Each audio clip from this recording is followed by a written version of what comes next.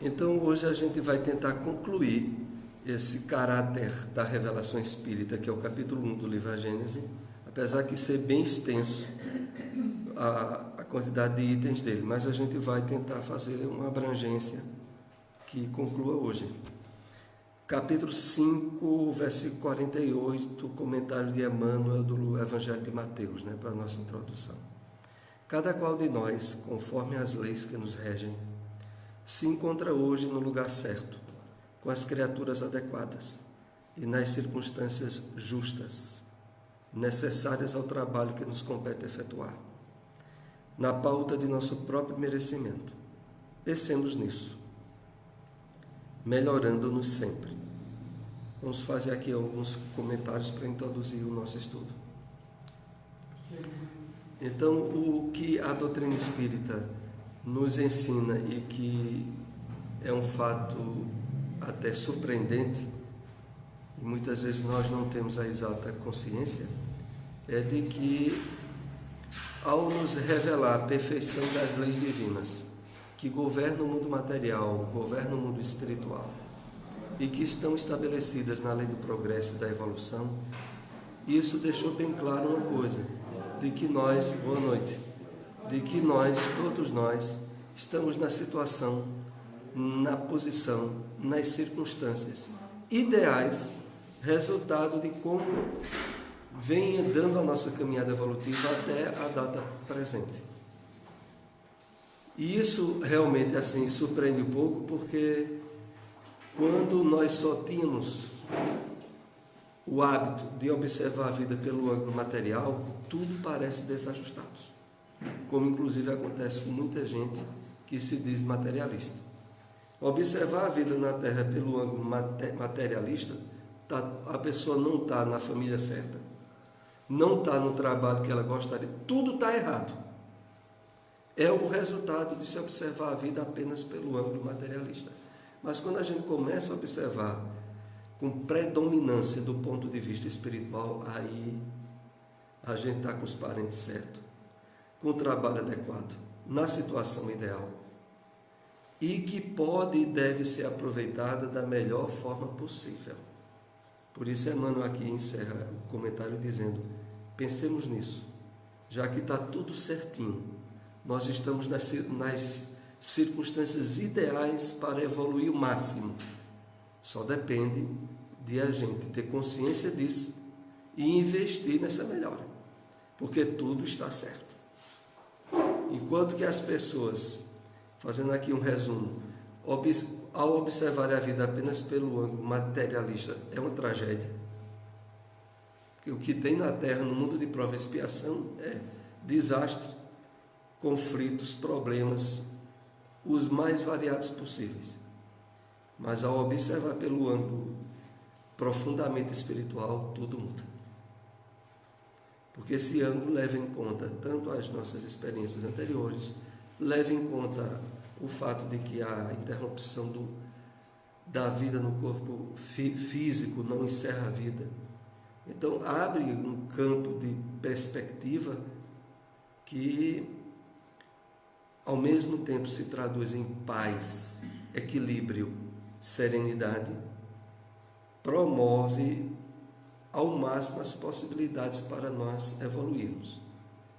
Que, aliás, é isso que o Espiritismo nos dá, os instrumentos, as ferramentas mais adequadas. Se nessa encarnação que nós estamos tendo, o conhecimento espírita, não tivermos um avanço em termos de progresso, de crescimento moral e espiritual expressivo, nós realmente gostamos, como se diz popularmente, já que a época é propícia, amarrar a bola, no querer realmente jogar e progredir, porque as possibilidades são dadas da forma mais ampla possível, quando a gente conhece bem a doutrina espírita. Então vamos continuar com o caráter da revelação espírita, que faz uma síntese dos tópicos principais da doutrina espírita.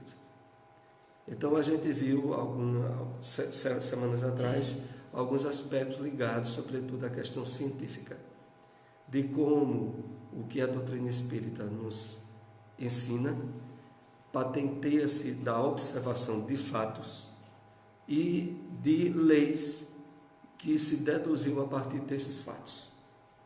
Fatos esses que, sobretudo, foram elucidados através da mediunidade.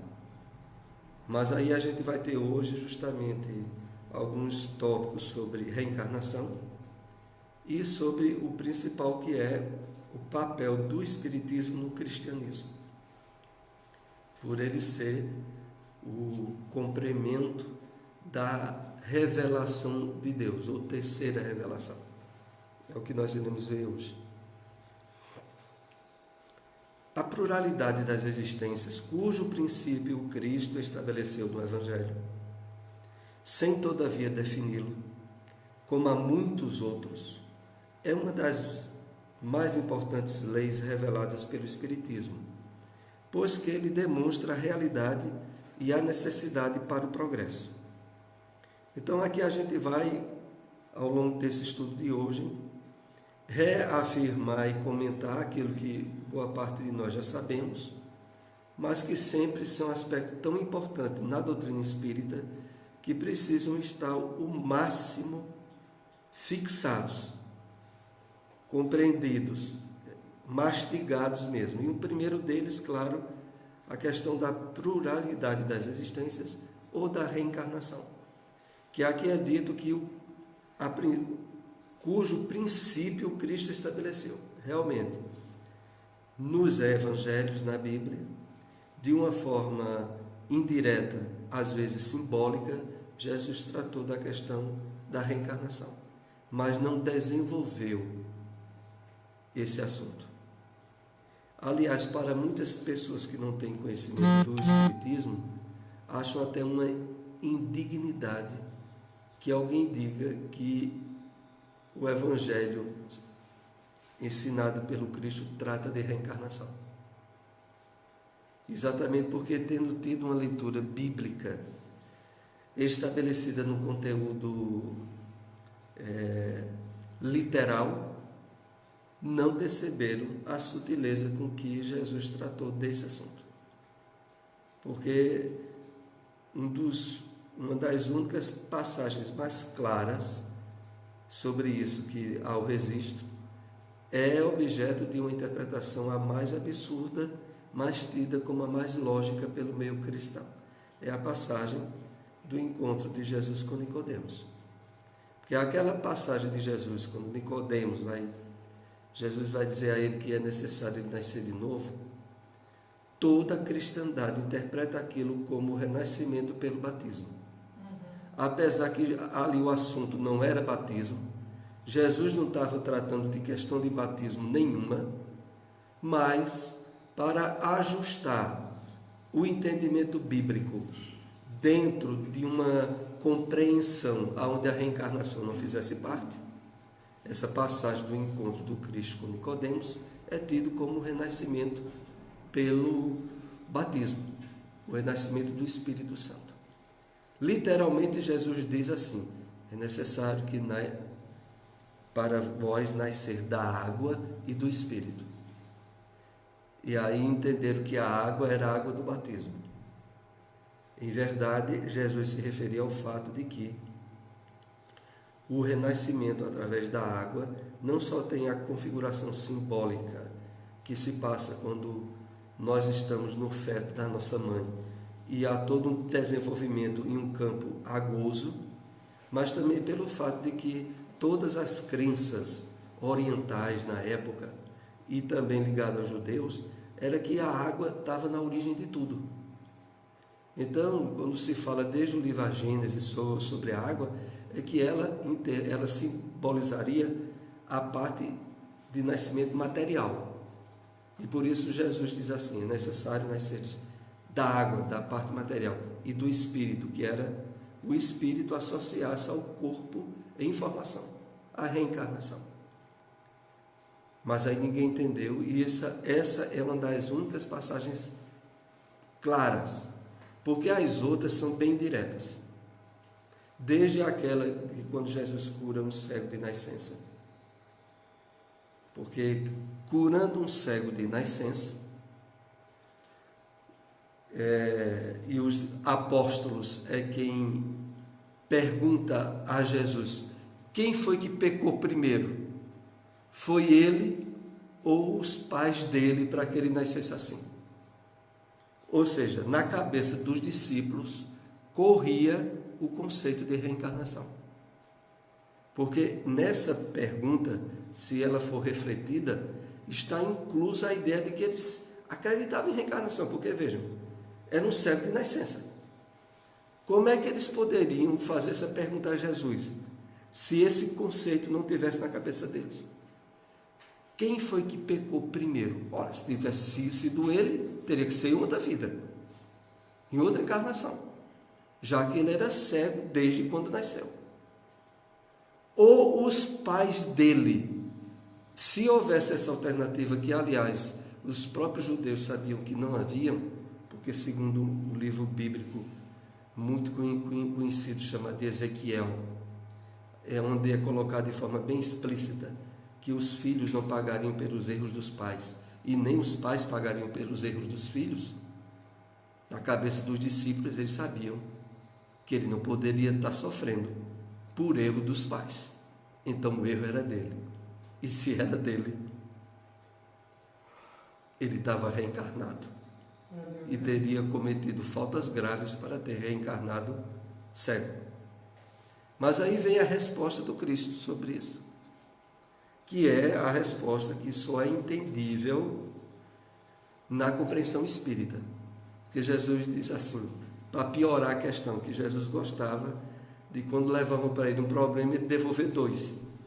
A pessoa perguntava a ele uma coisa, ele entregava o problema para que a pessoa resolvesse, feita aquela questão da moeda. Devemos pagar imposto? Ele já disse, qual é o símbolo que tem aí na moeda? César. Pronto. Dê a César o que é de César e a Deus o que é de Deus, ou seja, resolva seu problema. E aí, quando Jesus vai dar essa resposta, disse, veja o que é que Jesus vai dizer. Nem foi ele e nem foi o pai dele que pecou, mas foi para que se manifestasse o poder de Deus e cura ele. Ora, essa resposta só tem compreensão no Espiritismo, porque Jesus está dizendo que tem espíritos que pediram em missão para passar por determinada circunstância na vida, objetivando a divulgação do bem, ou do amor, ou do Evangelho. Era o caso daquele cego. Aquele cego nem tinha razões kármicas para ter reencarnado cego, e muito menos teria sido o pai dele. Mas ele escolheu estar naquela hora e naquele momento para ser curado por Jesus. E Jesus dá aquele ensino a eles. Essa compreensão só se consegue no Espiritismo. Fora do Espiritismo, não tem. Porque o Espiritismo é que vai abranger na questão da reencarnação escolha que certos espíritos têm para incrementar e incentivar a evolução, o progresso, se submeter a circunstâncias e a provas, a voltar à Terra para ajudar o progresso da humanidade.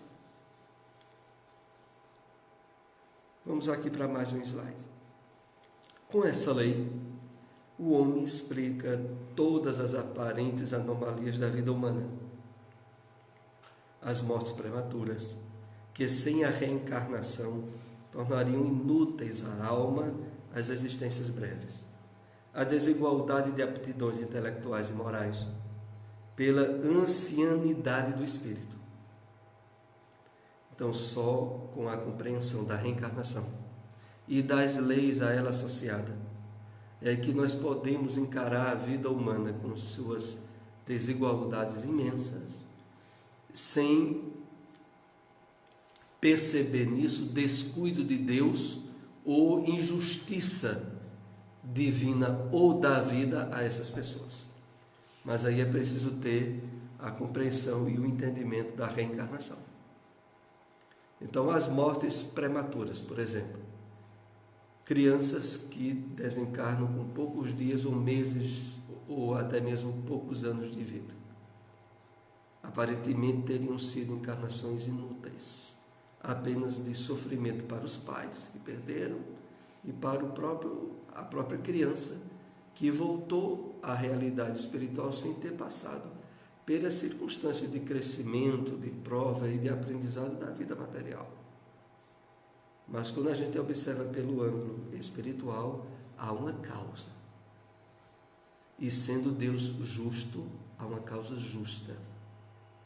E sendo Deus misericórdia, há a presença da misericórdia mesmo na desencarnação de uma criança. Mas aí é preciso ter uma compreensão espírita bem afinada sobre isso. A gente vai ter que entender que há espíritos que vêm para complementar uma existência interrompida antes do prazo ou de como deveria terminar. Sabe que tem espíritos, e aí às vezes até missionários, espíritos elevados, que reencarnam para ter uma vida breve e a partir dali despertar os pais, que são espíritos afins aos valores espirituais, como medida mesmo dura para acordar aqueles pais para as questões espirituais da vida. Isso também ocorre, mas nunca por descuido, por imprevidência ou injustiça das leis divinas. Então, a desigualdade das aptidões intelectuais e morais, que é facilmente entendida, aqui usa a palavra ancianidade, pelo tempo de evolução do espírito.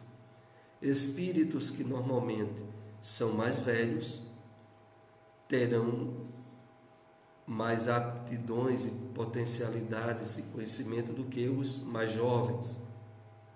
Então, a época em que o espírito foi criado teria a ver com essas aptidões. Claro que no conceito espírita Deus está criando sempre.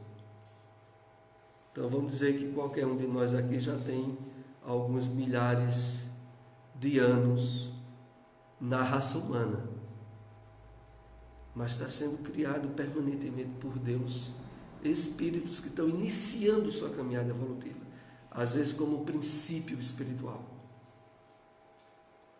Nós estamos muito mais à frente do que eles. Só que tem outros que já estão muito mais adiantados do que nós. A questão é que hoje, muito bem sustentado pelas teses da ciência e da física, o universo está em expansão. Já não bastasse o universo ser infinito em termos de compreensão humana, para a ciência materialista ele está aumentando a cada dia.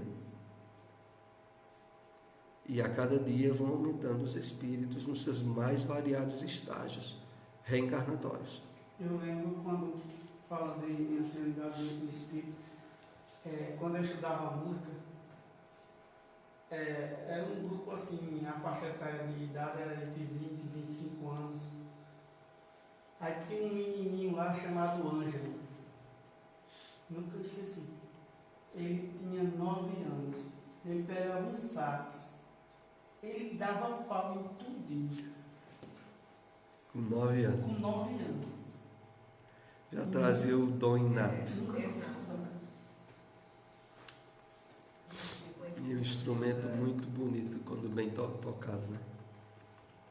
Aliás, praticamente todos, mas especialmente o sax. Tá? Então, essa desigualdade de aptidões intelectuais e morais que tem a ver com as experiências e o tempo reencarnatório que aquele espírito já teve, né? Com a doutrina da criação da alma no instante do nascimento, vem-se cair no sistema das criações privilegiadas. Os homens são estranhos uns aos outros e nada os liga. Os laços de família são puramente carnais. Não são de nenhum modo solidários com um passado em que não existiam. Então, se por um lado o princípio da pluralidade das existências solidariza, fortalece os laços familiares e consanguíneos, por outro lado, a ausência do princípio da reencarnação tornaria a constituição da família mero acaso. Por acaso a pessoa encontrou aquela outra pessoa naquele lugar e formou uma família. E os filhos que tiveram também foi por acaso. Porque se tivesse encontrado outra pessoa, seriam outros filhos, e a vida não passaria de ser uma circunstância aonde o imprevisto e o acaso determinariam as coisas. Mas quando a gente tem a ideia do princípio da reencarnação, aí tudo muda. Desde os laços de parentesco, aos laços de trabalho, de família, de religião e todos os demais.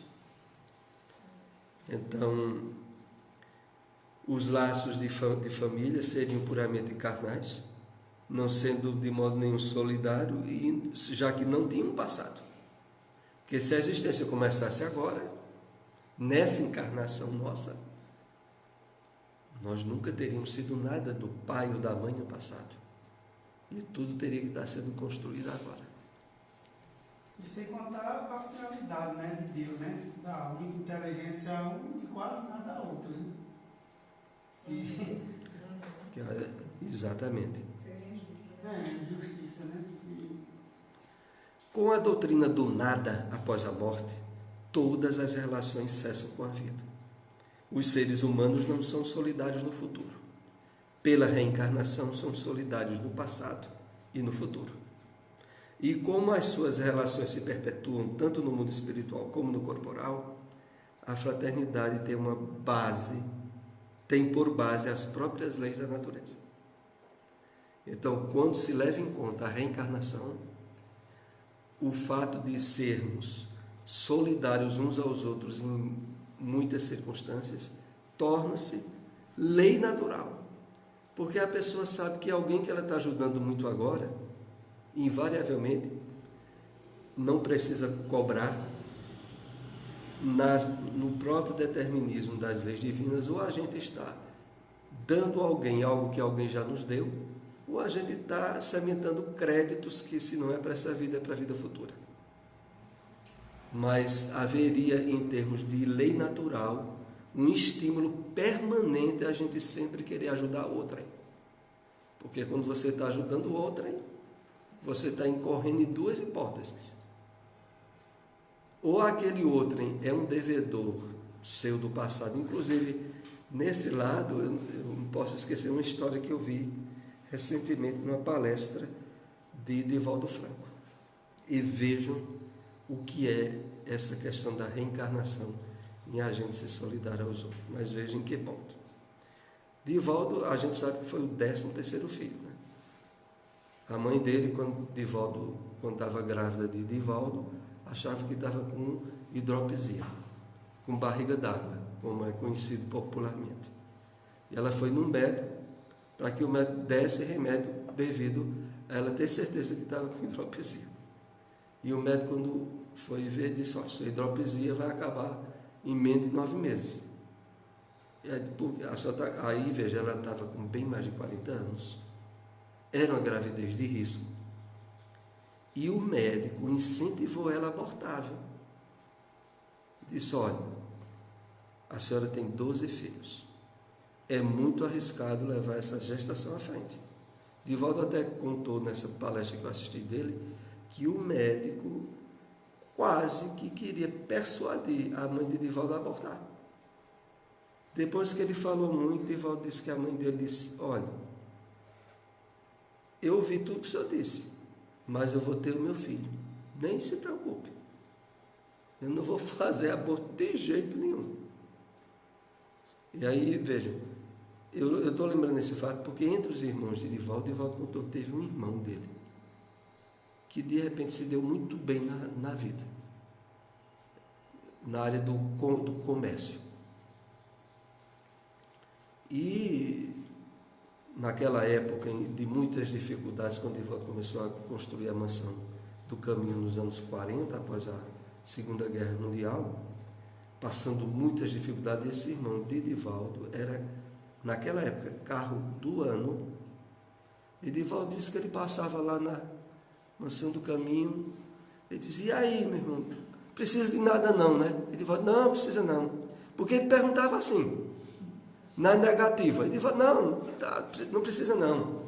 E aí Edivaldo até conta que esse irmão nunca ajudou nem a própria mãe de Edivaldo, que era uma família, né, de situação financeira precária, né? E esse irmão só melhorando a vida. Menino, teve um dia, Edivaldo contou que esse irmão dele ia no carro e viu um menino de uns 4, 5 anos de idade e se encantou por esse menino. Procurou saber de quem era a família dele. Ele tinha pai e mãe, o menino. Mas esse irmão de Edivaldo passou a ser uma espécie de tio desse menino. E ia dar tudo que esse menino precisava. Ao ponto que depois esse menino cresceu e quando estava adolescente, esse irmão de Edivaldo deu um carro novo a ele. E foi dizer a Edivaldo, olha, porque contou que tinha essa simpatia por esse menino e agora deu um carro ao menino. E Edivaldo dizendo que quando ele disse, Edivaldo ficou dizendo, mas isso é um danado. A gente passando por necessidade. E aí ele vai dar um carro a um estranho. Olha, eu sei que Edivaldo contou em resumo que esse irmão de Edivaldo, o que pôde dar esse menino, ele deu. Ele teve uma vez uma reunião mediúnica lá, que, se eu me lembro bem, Edivaldo disse que o Espírito lá se manifestou e disse, olha, despertou para o seu irmão não. E aí explica que deu a entender que esse irmão de Edivaldo, em vida anterior, tinha trabalhado numa empresa com esse menino que viu agora, e através de extorsões e roubos tinha dado um prejuízo que levou esse menino a padecer muita necessidade. E que nessa vida, quando ele viu o menino, se interessou em estar dando tudo a ele. Veja que coisa. E até Edivaldo explicando que só a reencarnação, como é que se vê um menino com pai e mãe e fica se dando tudo a ele. Agora a ponto de dar um, veja, naquela época, dar um carro zero ao menino. Pô, já é difícil, imagina naquela época. Então, a gente entende, né, que a reencarnação tem muitas situações que só a compreensão do funcionamento dessas leis da reencarnação é que a gente entende certas atitudes humanas, né? Às vezes para o bem, às vezes para o mal, né? De todos os argumentos invocados contra a injustiça, da servidão e da escravidão, contra a sujeição da mulher à lei do mais forte, nenhum há que prime em lógica ao fato material da reencarnação.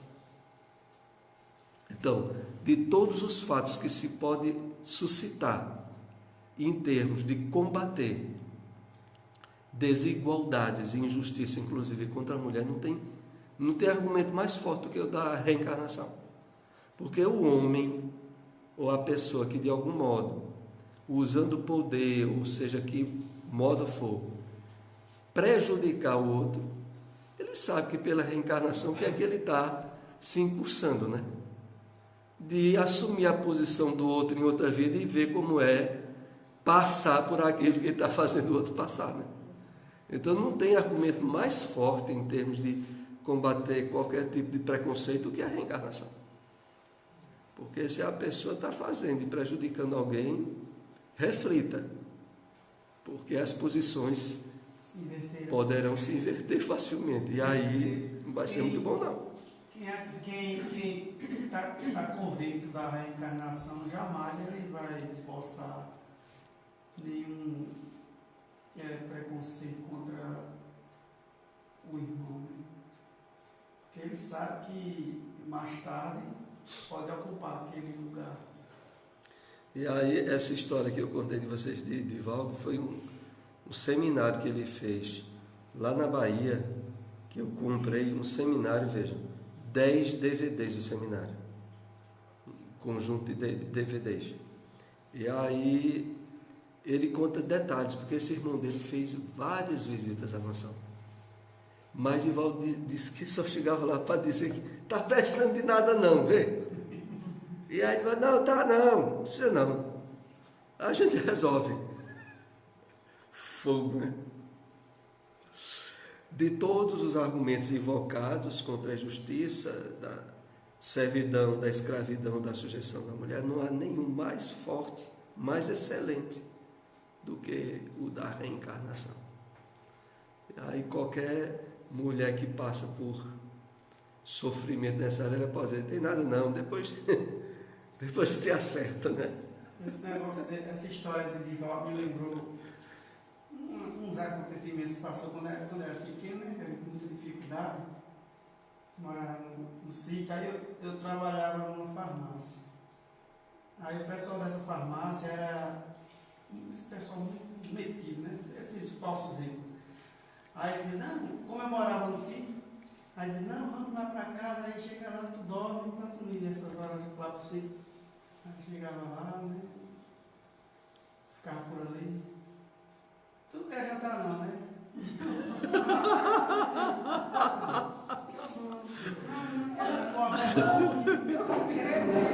Eu me acabando de fome, quero não.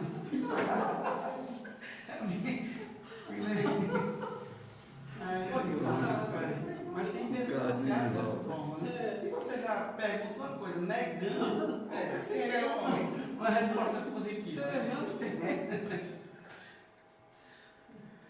O Espiritismo, longe de negar ou destruir o Evangelho, vem ao contrário confirmar, explicar e desenvolver pelas novas leis da natureza, que revela tudo quanto Cristo disse e fez.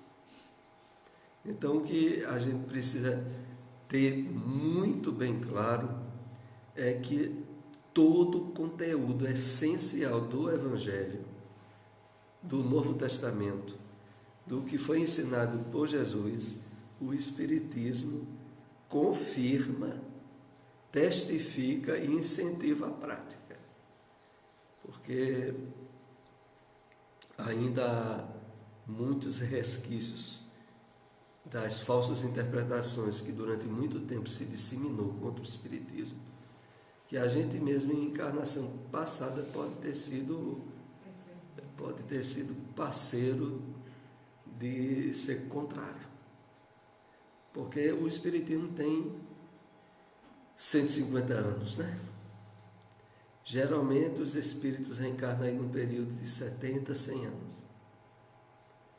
Então é muito possível, né, já ter tido uma encarnação anterior aonde o Espiritismo já era inclusive difundido no Brasil e a pessoa estava muito facilmente ligada à Igreja Católica ou à Igreja nenhuma. E naquela época, os conflitos com a Igreja Católica eram muito grandes. Elucida os pontos obscuros do ensino cristão, de tal sorte que aqueles para quem eram ininteligíveis certas partes do Evangelho, ou pareciam inadmissíveis, as compreendem e admitem sem dificuldade. Então, há muita parte na Bíblia, e principalmente e sobretudo no Novo Testamento, onde é obscuro o que está ali escrito. É preciso a compreensão espírita para entender. Eu vou lembrar a vocês, não vai dar tempo de eu explicar, que uma vez eu já expliquei, mas eu deixo para alguém procurar até na Bíblia e ver, por exemplo, aquela parábola do mordomo infiel. Só tem explicação no Espiritismo. Porque quem lê no texto bíblico fica achando que houve uma adulteração. Porque, em síntese, nessa parábola, Jesus diz assim: fazeis o bem com os frutos da injustiça. E depois tem uma outra parte que eu não lembro aqui, que é do texto bíblico, mas dando a entender que Jesus estava incentivando a pessoa a roubar dos outros para dividir com quem tem necessidade. Porque a parábola do mordomo infiel é simplesmente isso. O camarada está tomando conta da propriedade do outro Mas aí o outro, o dono da propriedade, toma conhecimento de que ele estava subtraindo bens da propriedade. E aí chega para o empregado e diz: olha, ajeita as tuas contas que tu não vai continuar trabalhando aqui não.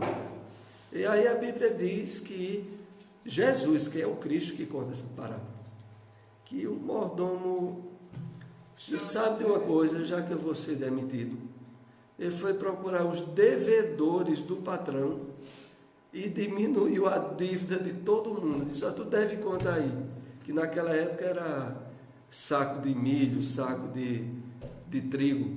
Ele dizia 10 sacos de trigo. Ele disse: pronto, de agora em diante é 5. Escrevi aqui 5.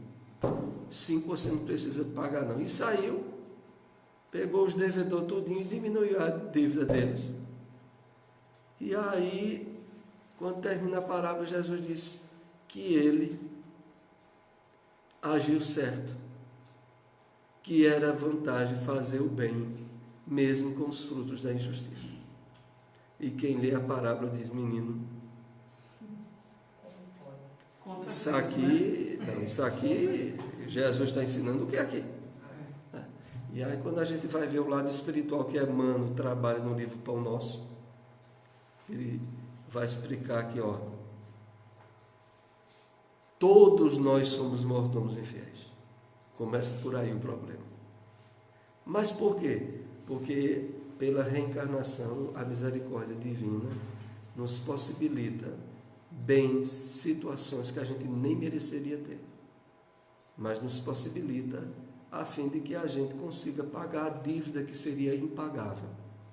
Então a gente já é colocado como sendo o próprio mordomo infiel. E aí Emmanuel ainda dá a lição maior, dizendo: a lição é a seguinte: você não é dono de coisa nenhuma, você é um devedor. Na medida que você estiver ajudando outros, quando os outros tiverem problemas, dificuldades, você está ajudando os outros com o quê? Com o fruto da injustiça. Porque você está ajudando com aquilo que não é seu. O dono é Deus. Você é sim um devedor. Então você está ajudando o outro com os frutos da injustiça. Só que Jesus incentiva: ajude. É melhor você ajudar os outros com o fruto da injustiça, porque depois isso contará positivamente para você. Mas em resumo era isso da parábola, que é um desses pontos obscuros do ensino cristão. Claro que tem inúmeros outros. Nas cartas de Paulo, nas cartas de Pedro, muitos que a gente só consegue entender à luz do Espiritismo. Pela força moral, a coragem e as consolações que dá nas aflições, pela ideia de ter cada um perto de si os seres a quem amou, a certeza de os rever, a possibilidade de confabular com eles, enfim, pela certeza de que, quanto se adquiriu inteligência, sabedoria, moralidade, não fica perdido. Então, por trás da revelação espírita, tanto no que se refere à reencarnação, quanto da imortalidade da alma, essa força moral que é decorrente da percepção da eternidade da vida e dos laços afetivos que não terminam com a morte do corpo.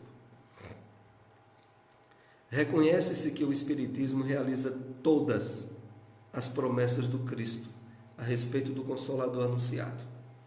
Ora, como é o Espírito de verdade que preside ao grande movimento da regeneração, a promessa da sua vinda se acha por essa forma cumprida, porque de fato é Ele o verdadeiro Consolador. Então vamos aqui dar uma explicação rápida sobre a questão. No Evangelho de João, capítulo 14, Jesus diz: eu não vos deixarei órfão, eu vos mandarei o Espírito em meu nome, que ele depois identifica como Consolador, que virá vos ensinar coisas novas que não podeis agora entender, que virá lembrar o que eu te ensinei. Imagine que os nossos irmãos evangélicos entendem nessa promessa do Evangelho de João, que era a promessa do Espírito Santo que se recebe quando se batiza. Todos têm certeza disso, de novo. Que ali é a promessa do Espírito Santo, que é dada a cada um que se batiza na igreja evangélica. A igreja católica também não deixa de ter essa compreensão para o lado da igreja católica. Mas, em verdade, o contexto deixa muito claro que não é disso que Jesus está tratando. Porque era alguém, entre aspas, porque ele coloca como o Consolador, é de forma impessoal, que viria cumprir esse papel. Ora, é exatamente esse o papel que o Espiritismo cumpre plenamente. Porque ele lembra os ensinos do Cristo, acrescenta uma compreensão que na época não se poderia ter, e faculta através disso, de forma textual, o que nós chamamos de cristianismo redivivo. O renascimento da essência e da pureza do cristianismo. Estamos nos aproximando, é o penúltimo slide. O que o ensino dos Espíritos acrescenta à moral do Cristo é o conhecimento dos princípios que regem as relações entre os mortos e os vivos. Princípios que completam as noções vagas que se tinham da alma, do seu passado e do seu futuro, dando por sanção à doutrina cristã, as próprias leis da natureza. Então, às vezes tem pessoas que dizem, olha, se o Espiritismo ensina a mesma moral ensinada pelo Cristo, eu não preciso do Espiritismo. Eu já tenho essa moral lá na Bíblia. E aí, quando nós vamos estudar a doutrina, aí nós aprendemos o seguinte, veja. A moral, em termos de essência, é a mesma. Mas o conhecimento do funcionamento das leis de Deus ligadas a essa moral, aí é revelação espírita. Então, é o conhecimento dos princípios que regem as relações entre mortos e vivos e que completa as noções vagas que se tem da alma. Essas noções vagas na Bíblia existem ao longo de todos os livros, porque o termo alma e espírito é muito usado, tanto no Novo quanto no Antigo Testamento. Só que normalmente associavam espíritos bons a anjos, que já teriam sido criados perfeitos desde o início, e quando era espírito do mal, a demônio e suas legiões. Mas agora, com o entendimento espírita, há uma elucidação aonde o princípio da justiça, da misericórdia e do amor de Deus se completam plenamente através da revelação da reencarnação e da imortalidade da alma. Vamos aqui para o último slide. Com o auxílio das novas luzes que o Espiritismo e os Espíritos espalhem, o homem compreende a solidariedade que o liga a todos os seres. A caridade e a fraternidade se tornam uma necessidade social. Ele faz por convicção o que fazia unicamente por dever e o faz melhor. Então, à medida em que, de fato, o conteúdo da doutrina espírita responde para nós a todas as grandes questões da vida, dar-nos todo o apoio para que agora a solidariedade, a fraternidade nos envolva de tal forma espontânea e natural, porque está como se diz, inata às próprias leis divinas, mas quando se entende a vida do ponto de vista espiritual. Há um último slide aqui, que para mim esse era o último. É esse que termina com até breve. Com a certeza do porvir, os espaços infinitos se povoam ao infinito. em parte alguma ao vazio e à solidão. A solidariedade liga todos os seres aquém e além da tumba. É o reino da caridade sob a divisa, um por todos e todos por um. Enfim, ao termo da vida dizeis: eterno adeus aos que vos são caros. Agora dir-lhe-eis: até breve. Então, essa solidariedade que o Espiritismo nos leva a ter conhecimento abrange o universo. Entre mundos e planetas onde, por base, a criação, as leis divinas cuidam, às vezes, claro, sem que os sentidos humanos o percebam, mas que a compreensão que nos vem através da revelação espírita é de que nada foi criado inutilmente. Tudo tem uma função, uma propriedade, um objetivo. E tanto na Terra quanto no espaço, a presença das leis de Deus estão alicerçadas no amor e na solidariedade. Vamos então para a prece, né? Aqui a gente encerra essa parte primeira do livro A Gênese, que foi a do caráter da revelação espírita, né? Vamos para a prece.